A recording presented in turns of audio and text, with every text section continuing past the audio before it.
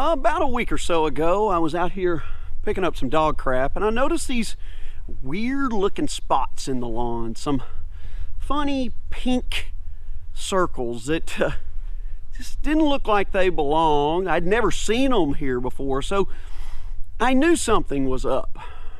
So what did I do at that point? Well, naturally, I freaked out. And I threw in the towel and said, I'm done with this. No, give me a break. I went to Google and I typed in pink circles in my dormant Bermuda grass. And that's going to be the topic of conversation today here on Budget Lawns. We're going to talk about what I think I've diagnosed it as. Okay, what have we got here? And what I'm going to do about it.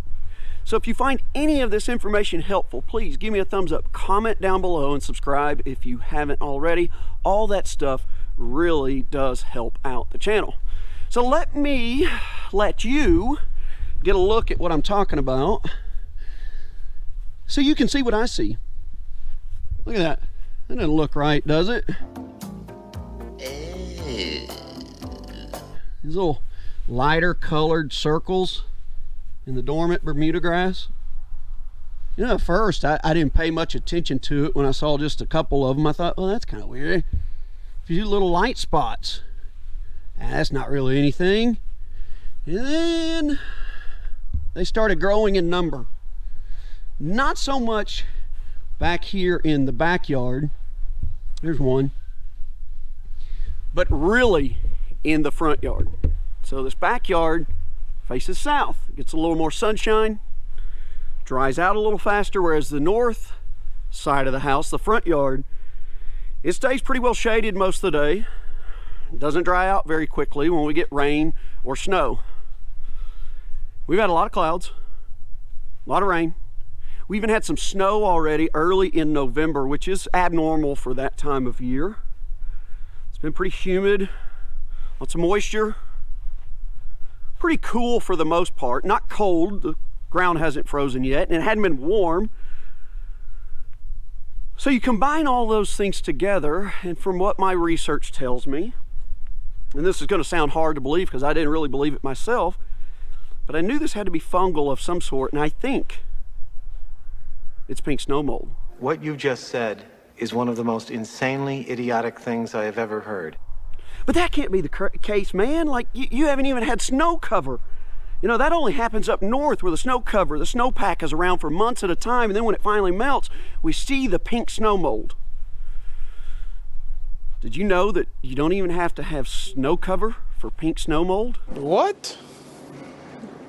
Bro, what are you talking about, man? Now, I think if it's a result of snow cover and then not having snow cover, the name of it is slightly different, but for all intents and purposes, I think I've got pink snow mold.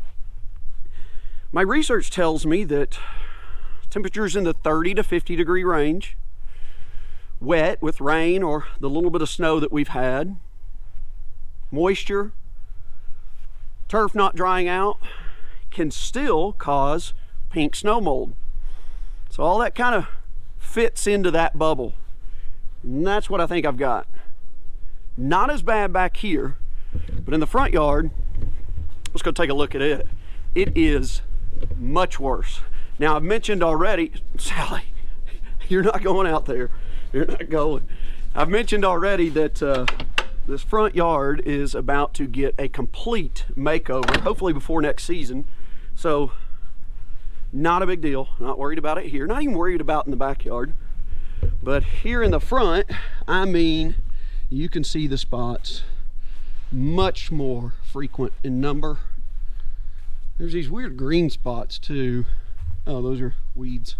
No weed control up here, but lots of what I am saying is pink snow mold in this front yard. Because again, it stays shaded from the house. Doesn't dry out very quickly after rain or snow.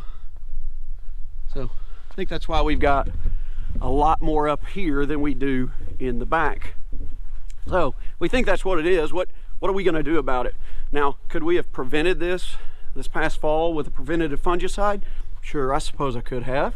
But you know me, I put as little product on my lawn as possible. Now, you can also help to prevent this by not putting down too much nitrogen fertilizer too late in the fall. That can be a culprit for why this stuff shows up.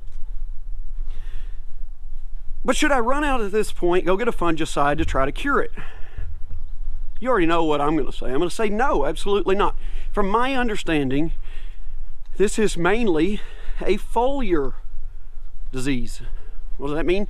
It's mainly just impacting the leaf blade. So if that's the case, what's the point in doing anything about it while it's already on a dormant Bermuda grass lawn? Next spring, we're going to come in and we're going to just completely wipe all this stuff off anyways when we scalp down to dirt and remove all that dead and damaged material from the pink snow mold and start fresh again for next season. So there is nothing I am going to do about it, because these little pink circles, salmon colored circles, will not bother me through the off season.